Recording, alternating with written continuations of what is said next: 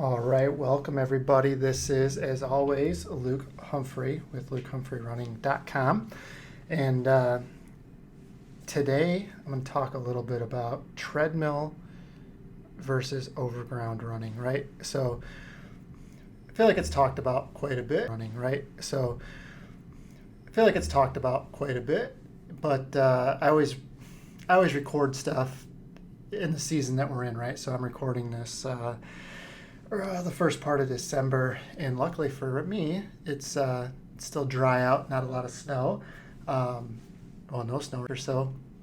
We're still at a point where it'll melt, but we'll get to a point around Christmas where once it snows, it's going to be there till probably March. So in any case, I think it's a good time to talk about differences between running on the treadmill and versus overground of stuff that goes on. Like in our Facebook group, somebody will ask a question about treadmill running, and it's like you might as well have asked somebody what their political affiliation was with the responses that you'll get. It's pretty intense, and I think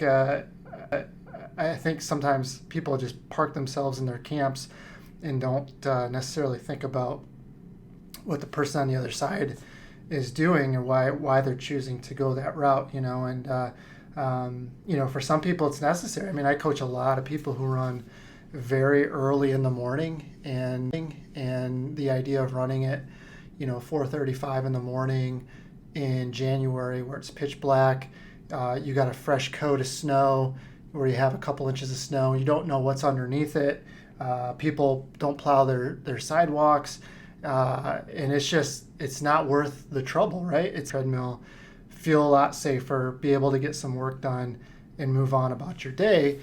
Whereas other people, right, like they have no problem. And I think, that it is what it is. Like it doesn't matter to me what you do. I definitely don't think lesser of a person who trains hard on a treadmill. All winter. And there's lots of examples out there of people who are very successful in doing so. And then I work with a lot of women who are either stay-at-home moms or they're with their kids a certain amount of part of the day, and they need they're with their kids a certain amount of part of the day, and they need to be able to be at home, have their kids in the house, them be in the house, and be able to get some work done. And the treadmill is the only option that they have. So it is what it is. I think it bothers me a little bit when that's kind of baloney, right? Like that's not the definition of what tough is by any stretch of the imagination. But then I also get too, like there's some people who just cannot run on a treadmill. They just struggle with it immensely, and it's just they've got to go outside. So there's reasons everybody does what they do, and that's where we moved on, because I know there's going to be people who want to bash on this right away, and that's this. If you feel like you have to, feel free, but it's not really going to get you anywhere. But in any case, I think we just have to address that before we move on. And if you're a hardcore outside, no matter what, you can probably stop listening right now, because it's not going to change your mind at all. I don't think so. I want to get that out of the way, and the big topic I want to talk about is like what's really the difference between running on a treadmill versus overground. And I know it's been debated about a lot, and there's some I feel like there's a little bit of conflicting results, right? A lot of the data says nothing, but that's from a big panned out view. And then there's data when you zoom in that says that there are differences. So what's the difference from that 30,000 foot view? You have to say that there's not a lot of difference, right? Running is running. Physiologically, numbers are pretty similar. But I think if you're a person who jumps on a treadmill every once in a while, and you're going to be the first to say, like, man, it doesn't feel like it's the same, right? It feels different. Like there's definitely an adjustment period. I feel like when I don't run on a treadmill very much. I used to. We had a treadmill in our house, and during the winter I'd do some fair amount of running on that. I would do some some running at the gym, but I just don't have a gym membership anymore, and we blew out our treadmill. I just don't have a gym membership anymore, and we blew out our treadmill. We blew the motor out, so we haven't replaced it. So, but when I always felt like, man, it feels like I'm working a lot harder to run slower. I can definitely test. And for me, honestly, like the idea of doing any type of any type of speed work on the treadmill is very iffy at best. I do not feel comfortable with that. And also, God bless the people who are able to do that and do it well, because that's a skill I do not possess. With that 30,000 type foot view, running is running, right? It's similar. There's not a lot of differences. But if you start zooming in, we do start noticing some of the differences. Like the big thing is like what I just alluded to, right? So if it doesn't feel like you're running any easier, right? It feels like it's harder to run slower, and that's easier, right? It feels like it's harder to run slower, and that's one of the things out of a lot of the data suggests that shows that self-prescribed pace is lower on a treadmill than it is over ground. So say, you go out for a run and you run your easy runs and they're 8-minute pace, and it feels easy, right? And then you go on a treadmill and by the same feeling, but you're running 8:20 pace, right? And it's the same effort, but you're running 20 seconds a mile slower. That's very, very common on the treadmill. And some of that does appear to be more based on familiarity on being on the treadmill. So if you're a person who runs regularly on a treadmill, that difference gets small. Who jumps on there, you get a big snowstorm a couple times a year and you jump on the treadmill, then you're gonna notice the bigger differences in there. It's gonna feel a lot different. It's gonna feel a lot harder to run slower.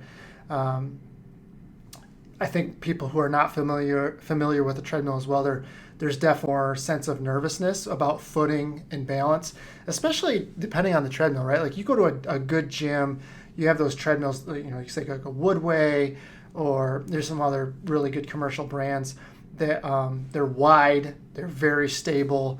There's a reason why they're 10 grand a pop, right? There's a reason why they're 10 grand a pop, right? But they're not moving. They're not moving at all. And then you get, you go to Costco or something, and you get the $700 treadmill, super wobbly, the belt's flimsy, stuff like that. So depending on the situation you're into, that could be a very, very different. For me, the faster I run, the harder it seems to be as far as being comfortable. I definitely feel like I need more width on a belt, and I feel like I kind of move over a little bit. I'm kind of all over the place, and I definitely have a fear of flying off the back end, right? And so I definitely fear of flying off the back end, right? And so I definitely feel that. But some of it depends on how you react to running on the treadmill than the treadmill itself, right? So like we said, if you're not familiar with it, it's going to be a tough sell. But from a physical standpoint, that we can look at, the first, and this is what most people are familiar with. This is what's probably gotten the most press over the last few years. But when you run down the road, you're creating a headwind, right? You're running into a wind. You're self-creating a wind that blows past you, and that provides a resistance, which makes it harder to run down the road. But it also creates a cooling effect. It creates that wind that blows off that helps evaporate the sweat from your skin, which helps keep the body cool. Things like that. But you're stationary, right? You're not moving forward. You're staying in the same place. And so this effect of the headwind, self-created headwind, it doesn't exist anymore, right? So you're not fighting that air resistance, and you're not creating that cooling effect. So it's a reason why you can feel very, very warm from 0 to 30, 40 degrees. It's cool, right? It's cold, and you're inside, and it's room temperature 65 to 70. It's already warm, and then you're losing that cooling effect, and it makes that heat factor that much more of an issue. At easy paces, this doesn't seem to be as big of a problem, but the faster you run, the more advantage you have as far as this goes. So just for instance, if you do your speed work at 6 minute per mile, pace on a treadmill, if you're running 6 minute pace, you're actually going to use about 4% less energy than you would if you were outside on a track doing it, right? So you're using less energy, but yet it feels harder, and your self-prescribed pace might be a little bit slower. Also, the problem is, so you're using 4% less energy, but your RPE can tend to be higher. So it's also been shown the faster that you're running, the more likely your heart rate and perceived exertion is going to be higher doing the same pace than on inside than it would be on road or track, or doing the same pace than on inside than it would be on road or track. And that's because of that cooling effect, right? That is, you're not cooling down as much. It's already warmer in the room. So heart rate, what's going to happen? What happens when you're running in the summer? Heart rate goes up. It feels harder to run the same pace. So that's the same thing, but metabolically,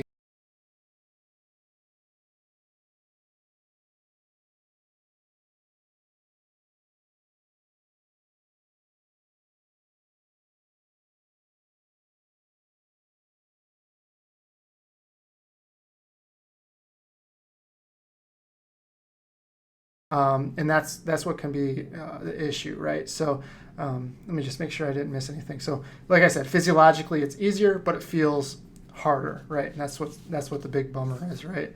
And then if you don't look at the blog at all, I would recommend maybe you do this time, because I have a chart in there.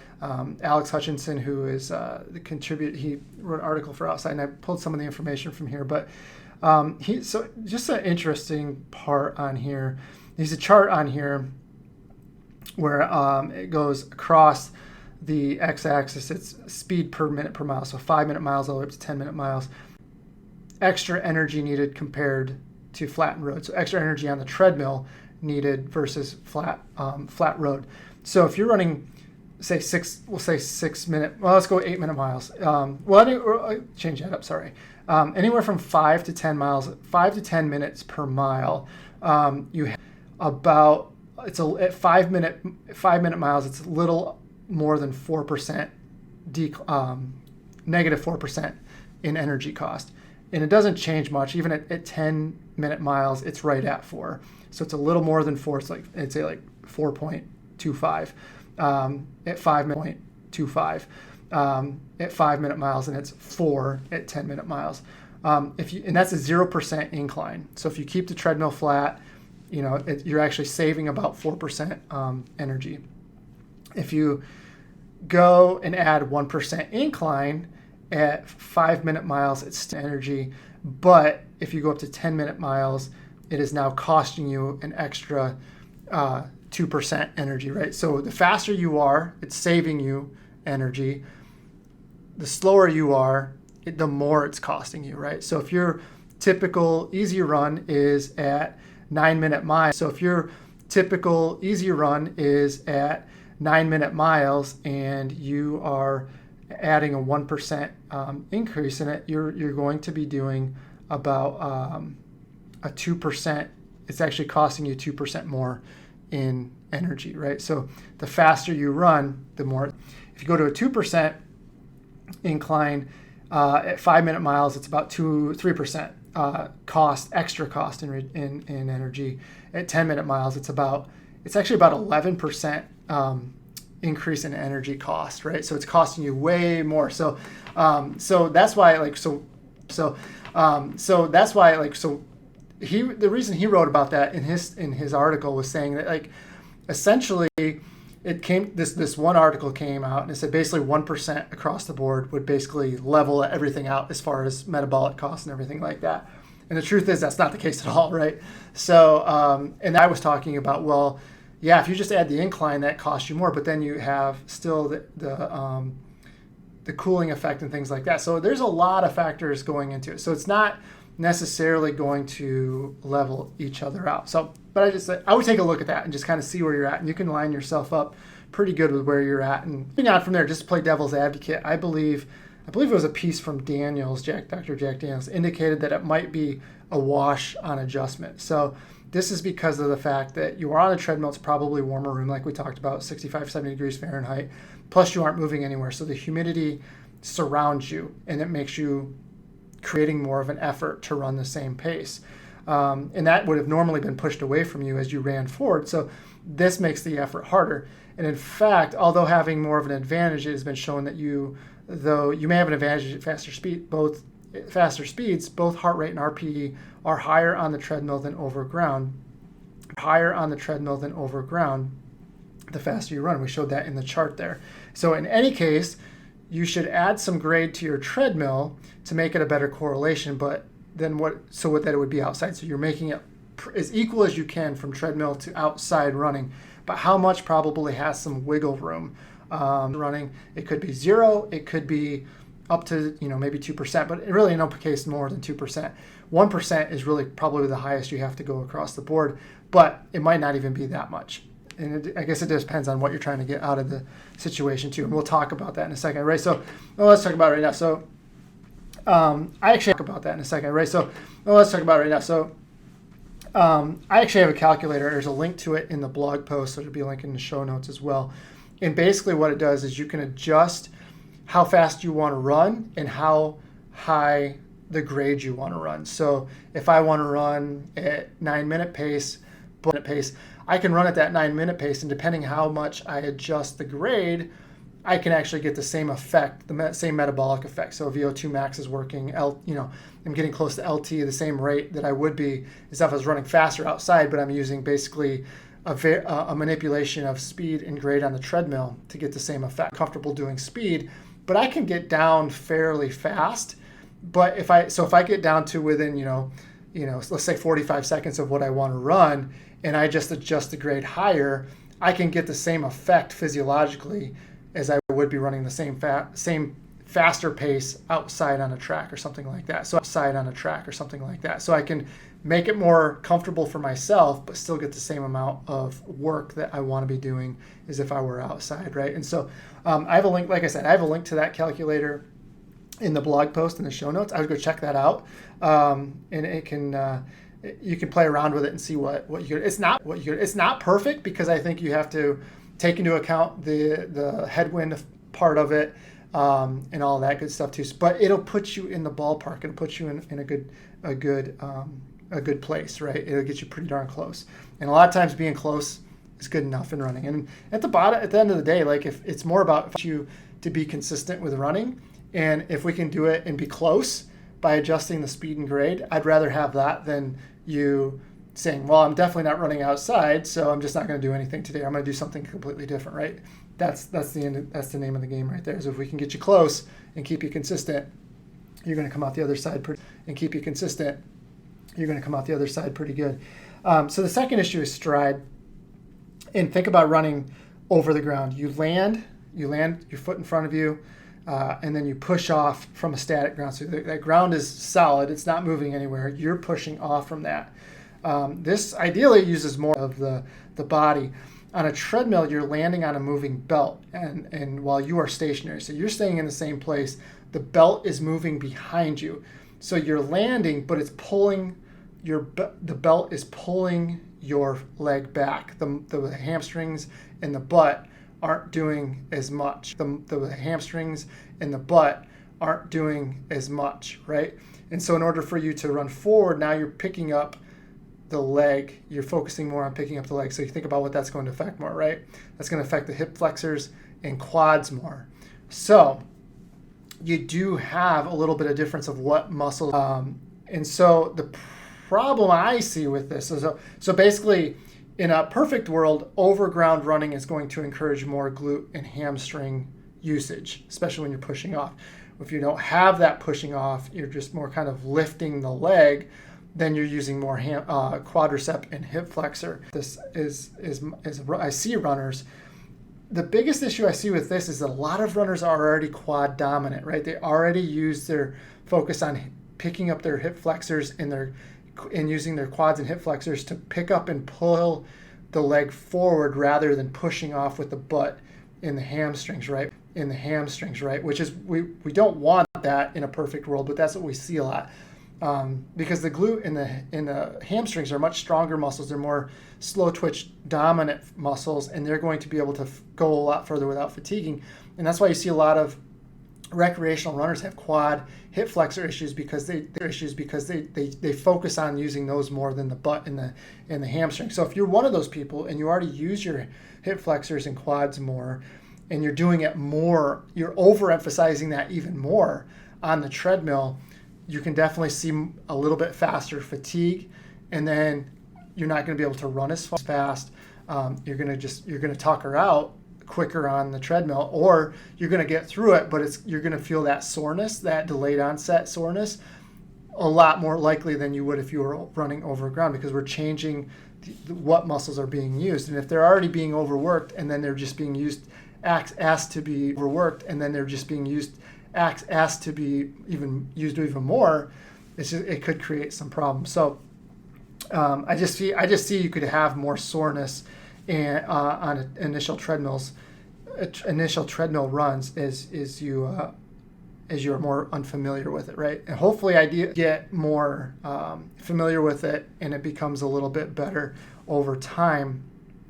But I also think this is where the grade can come into play as well, because now going up a little bit more of a hill, we can strengthen that a little bit better. We may be able to change that form a little bit.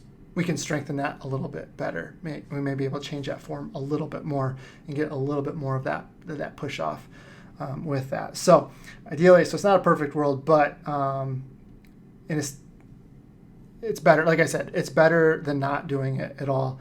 And statistically, it might not be significant, but it will change issues. So, all right. So now we get to this point where, like, okay, Humphrey, man, you're talking to me, but it sounds like everything's bad on on a treadmill, right? And it could discourage some people from using a treadmill. And I agree. That's why I stopped here when I was writing this, because I was like, man, it just sounds like it's not a good idea to do this. From a pure differences standpoint, there are differences, right? There's differences if you're taking a treadmill and comparing it to running it on a flat track or flat ground, whatever you have. But then I started thinking about this. Like, in most of the situations I have, it's an issue of the weather outside versus running inside, or being dark outside, not being able to really be confident running outside versus running inside a little bit more confidently. And so I'm thinking about it like that. And like, do you really think that your RPE and your heart rate are going to be the same on a cold morning where you're fighting through 4 inches of snow? You're worried about every step you take that you put you on your butt, you bruise your hip, something. Is fighting below zero temps and wind chill really going to allow you to hit the paces you want?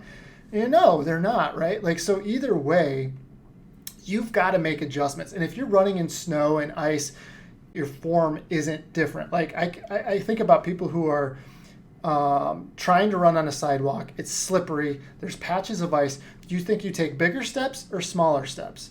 You probably take smaller steps, right? Because you don't want to venture too far away and get in a position where, oh man, I put my heel down and it's, a foot and a half in front.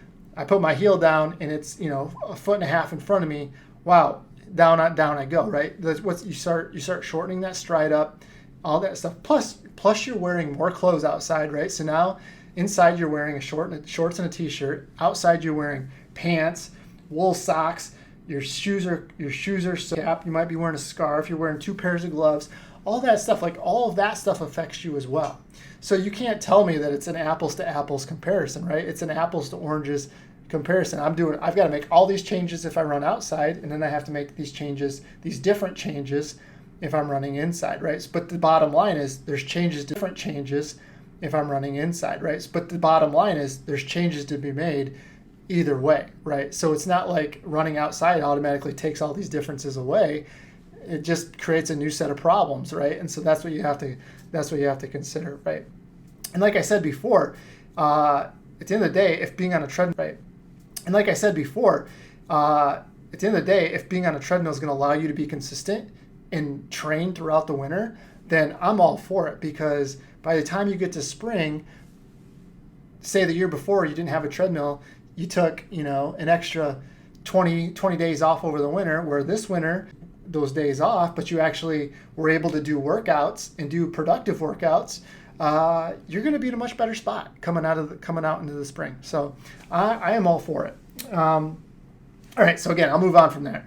Now, if you're tending to run on a treadmill on a regular basis, I think there's a couple things. Quotes, commercial grade home treadmill or hitting the gym, don't trust the calibration. It's just probably not going to be there. They get off all the time.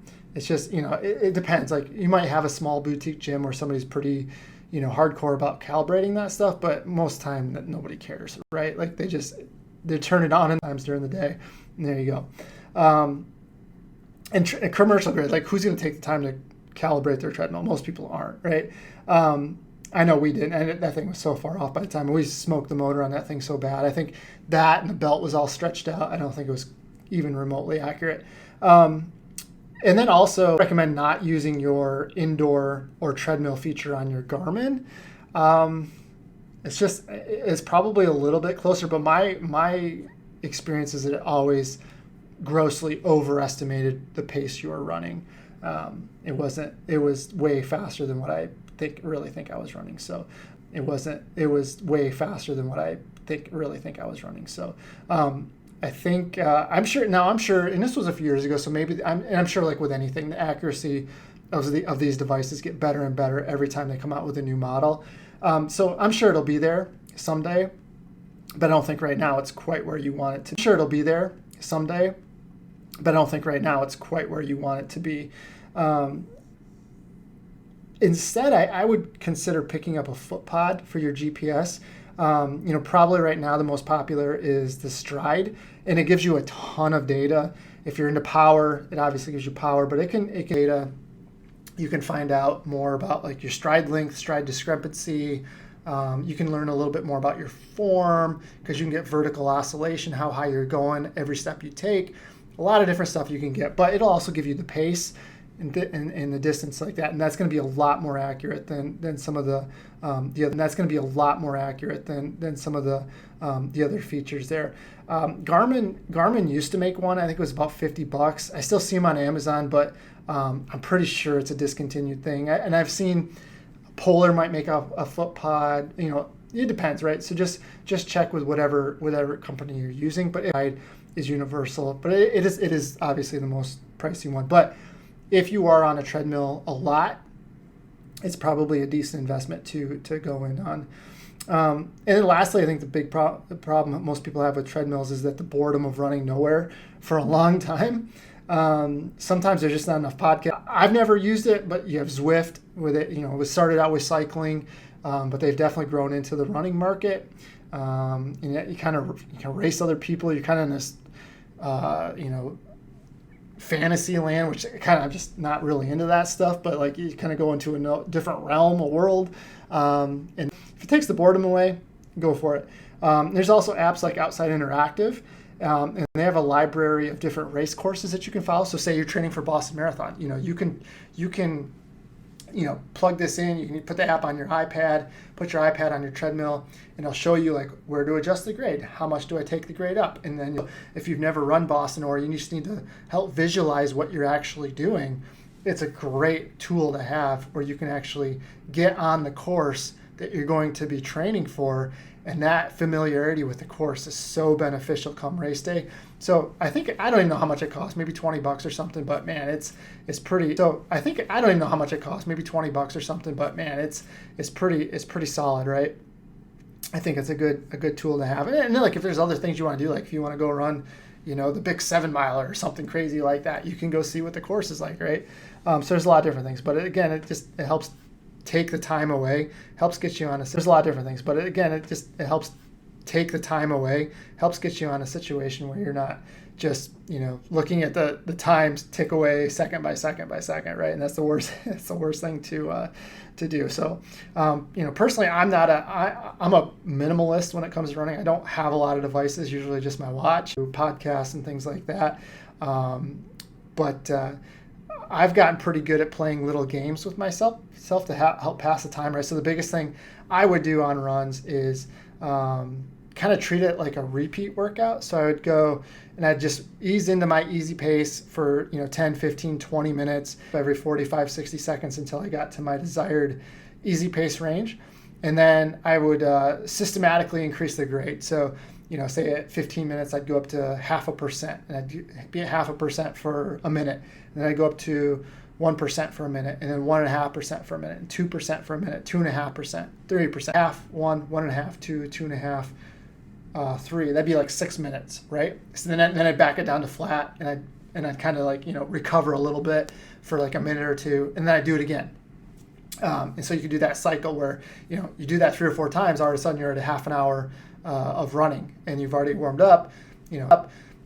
You can get an hour running a lot easier. And I'd always play these games, or I'd play these games where I'd like put a towel over the clock, and I would just see how long I could go without looking. This sounds kind of foolish, but for me, it would always help with my focus late in a race too, right? So I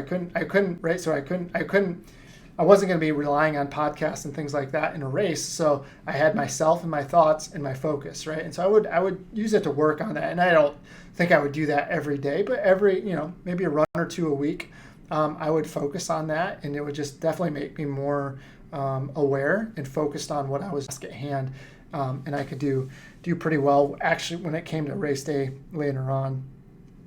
If you have a treadmill that does downhill grade, that's even better, right? Because you could do that whole pyramid up.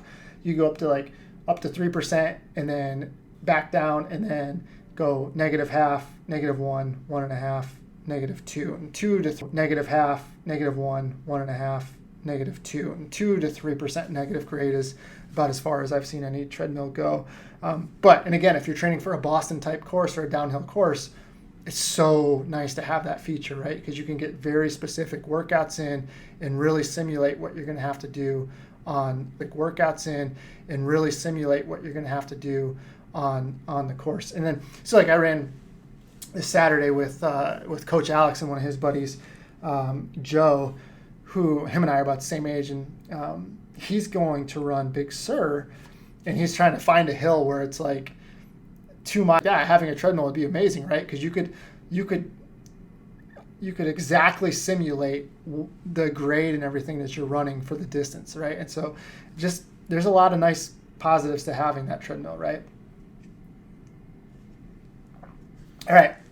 At the end of the day, doing the things like with the pyramids and stuff like that, it just, one, it breaks up the run, but it also, most people aren't just running on purely flat ground. So you're waking up different muscles, you're using different muscle groups, going up and down the hills. So it just makes it for a much more overall effective run as well. Okay. All right. So end of the day, if running on a treadmill, it means you don't skip a day, then please get on a treadmill, right? And I'm not asking you to go spend, $10,000 on a wood weight or something like that, but, getting a short-term gym membership, or, investing in a decent, air quotes, commercial grade home treadmill throughout the year, then by all means, that might be the investment you need. If you're fighting a cold and a snowy winter, that's not the same as running outside either, right? Everything's changing. As winter comes in, things are changing, right? So you either go to the treadmill and make adjustments, or you go outside and you make adjustments. That's the thing. And we're just talking about winter, but you could even go into summer too, right? Like we've talked about this before. Like if you're in central South Florida in July and August, is it going to be beneficial for you to be going out in that kind of weather and training for a marathon? Or does it make more sense to bring it in for a marathon? Or does it make more sense to bring it into a little bit cooler environment inside and be able to get a quality workout in? So there's a lot of different stuff going on there. Anyway, so if you're diehard outside, that's cool. There's no judgment. I think it's admirable. But as a coach, I don't really care how it gets. And sure, there's something to be said about bundling up, going outside on easy days, and getting tough. I know Kevin and Keith were huge on this, just getting tough over the winter. But then you even talk to them now, and it's like, yeah, we got tough through mid-January, and then, ain't gonna lie, we were in Florida. We were in Florida from mid-January through, ain't gonna lie, we were in Florida. We were in Florida from mid-January through almost March, right? And so you can get tough, but then you got to realize that toughness has a breaking point too. And that was where can you go up to that line. So if you're just putzing around on easy days and you want to go enjoy a beautiful winter morning, yeah, absolutely. But if you need to get an important workout done and fight some boredom for an hour and a half, man, get on that treadmill and just handle business, right? So I think, and I just have a note in here too. Like, so my old man would always say there's a thin line between being tough and being dumb. And usually I was on the side of being dumb, which prompted the reminder. So if you go on the treadmill, take what we discussed to heart and adjust your speed as you need to. Use that calculator where you can adjust the speed and grade. You can dial it in to get pretty darn close, but still feel comfortable enough to be on the belt of the treadmill that you're not going to go flying off the back. Put a mattress back there if you are, right? Like, I go off the tangent. Like when I was running at Lifetime one time, I saw this kid out. He's probably like 12 years old. And he hops on the treadmill, but next to me, and it's like, I've never understood why people start the treadmill and get it up to the speed that they're going to run and then jump on the treadmill. I've never understood that. I don't understand why you can't just start on the treadmill at it starts at 1 mile an hour. So get on the treadmill, start a mile and crank it up, right? Like I've never understood it. But this kid jumps on there, I think he looked at what I was running and he's like, oh, look at this idiot. I'm going to run as fast as he is. And he jumps on this thing. It was probably 7-minute pace. And he just, right off the back, his foot hit funny and he never got his balance. I mean, face planted right on the belt, flew off the back end, takes off out of the gym. He was so embarrassed, just don't do it. But in any case, you can get pretty close to where you want to be, and it keeps you consistent. To me, the winter is it's about staying upright, staying as injury-free as you possibly can, getting through the holidays, and be consistent with running. And if it's a little bit different than what it looks like outside, so be it. But if it allows, you're going to come into the spring a much better runner than if you tried to fight it all winter, you skipped days, or you got hurt because you were trying to do everything outside, you're trying to make big jumps in training, things like that. So always look at the big picture on that and where you're trying to be moving forward, right? And if you're running a winter marathon, it's even more moving forward, right? And if you're running a winter marathon, it's even more important, right? If you're running like a Houston or something like that, or a Mesa in February, it can mean all the difference in the world of getting to that starting line healthy and in solid shape, right? So, but that's the big thing. Just as long as you come out of it and you're a better runner, if you out. The last thing I say is I wouldn't be intimidated by people who are just like the all or nothing attitude for outside. I mean, that's them, and it's probably worked for them, but to me, it's not the definition of what tough is. And tough is doing, to me, if you're fighting that boredom, and it's tough to get, if you're fighting that boredom, and it's tough to get on a treadmill for 2 hours and do a long run on a treadmill for 2 hours too, right? It's a different kind of tough, but it's a tough. But it's also allowing you to move forward and meet your goals, and that's all that matters to me. So take that to heart. Any questions, post in our community, in one of the forums, anything like that, and we can continue the discussion. So all right, take care, and I'll talk to you next time.